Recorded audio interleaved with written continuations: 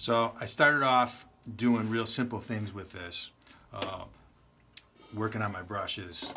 And here's some things that I did along with doing the brush basics video and taking a ton of ideas from there, and then just trying to simplify it so I could work on it a little bit. I've been practicing with them every day, and that's something that I've never really done.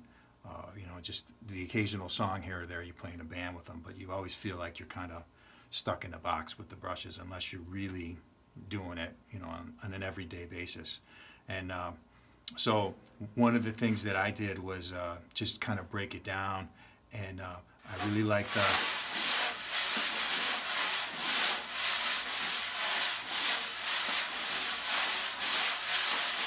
figure eight,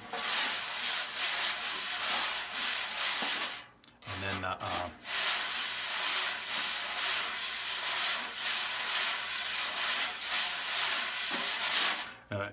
going the opposite way, which for me going out is more uncomfortable, and I'm still working on that. But I think the thing that I keep finding is that the more I try to even things up, the more options it gives me, as opposed to just saying, oh, well, I'm an inside guy, or whatever.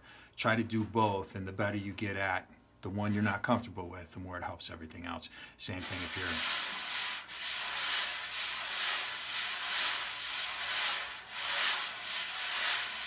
clockwise and counterclockwise. And with both hands too, to be honest with you, I never did this very much.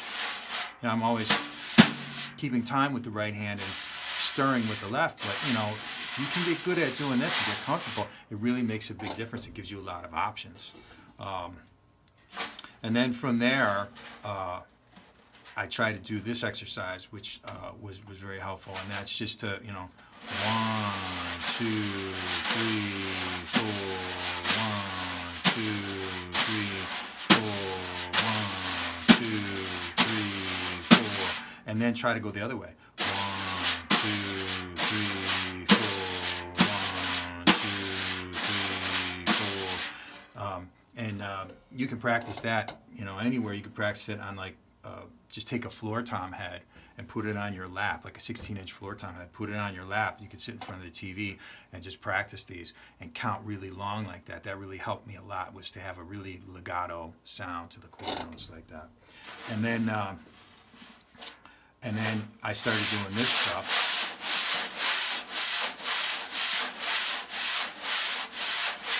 Which really, I think one of the difficult things in doing the sweeps is that you have to find where your hand position is going to be, whether that's going to be turned like this, which is what I've been doing, which is more like an American grip, or like this, which is French grip, which was kind of uncomfortable for me. And then this way, I think, is the roughest. That's going to be really tough because your wrist's not going to bend that way. So you're either going to want to be 3/4 or all the way over like that. And everybody's hands and wrists are a little bit different. Everybody's position is a little bit different. So you got to find where this is going to work for you. I tend to do kind of like a crescent with both hands, and one is starting here and one is down here.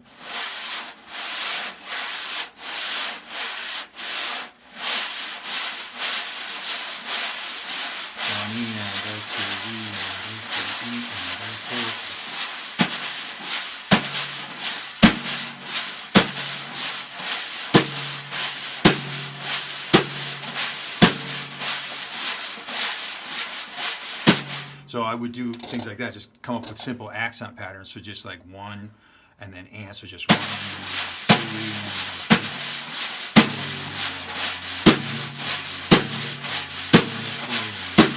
2,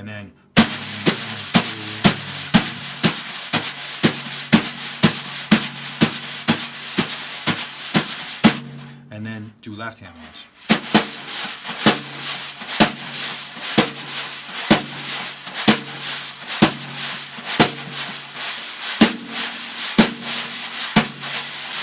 Needless to say, this one is a pain, and it takes a long time to get. I'm not really doing the accent here, I'm doing it more here, but it's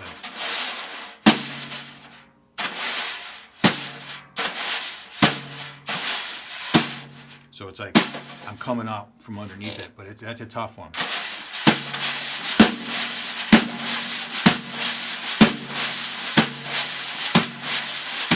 And then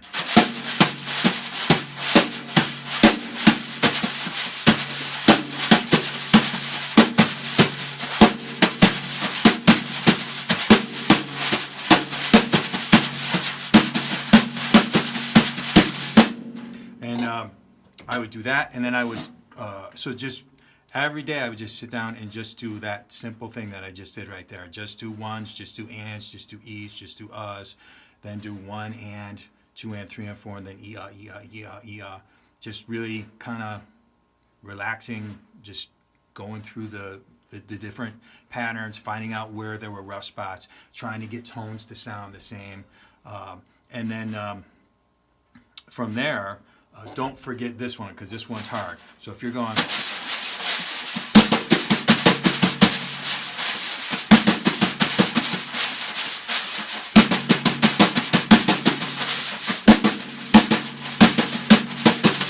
so doing groupings of fours or eights, doing consecutive ones is actually very difficult. It's hard because you got to get that left hand underneath there. And I was playing a song in a band, and then I went to do that, and I did one of these jobs, and it sounded kind of terrible. And so luckily that was at rehearsal, and no one seemed to care, but I cared because it sounded really bad. And I realized all of a sudden I hadn't really worked on that idea. I'd worked on all these accents, but I hadn't worked on actually putting just a straight 16th note roll all in a row like that. It's very different than going.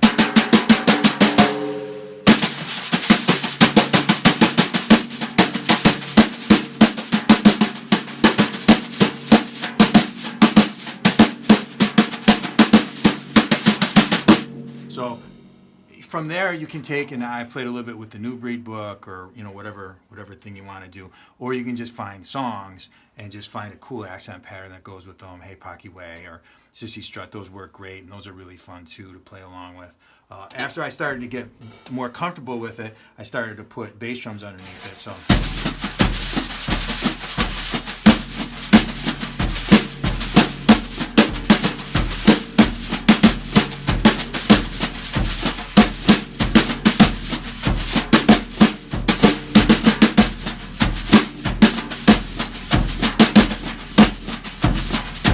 Just doing stuff like that with it.